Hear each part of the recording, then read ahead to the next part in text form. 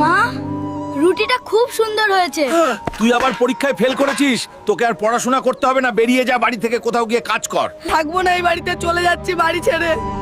কি করব, ভগবান আমাকে যতটা বুদ্ধি দিয়েছে আমি ততটাই পড়াশোনা করতে পারি। বাবু, তুমি এই বয়সে পড়াশোনা করা বাদ দিয়ে কাজ করতেছো কেন? আমার পড়াশোনার খুব ইচ্ছে ছিল, কিন্তু পরীক্ষায় কম নাম্বার পেয়েছি বলে বাড়ি থেকে তাড়িয়ে দিয়েছে। বাবু, তোমার কি পড়াশোনা করে কিছু হওয়ার স্বপ্ন আছে? আমাকে বলো, আমি সাহায্য করব। কাকু, আমি আইপিএস অফিসার হতে চাই। বাবা রিমন, মন দিয়ে পড়াশোনা কর, দেখবে সামনের মাসের পরীক্ষায় তুমি আইপিএস অফিসার হয়েই ফিরে আসবে। অভিনন্দন রিমন, তোমার স্বপ্ন সত্যি হয়েছে।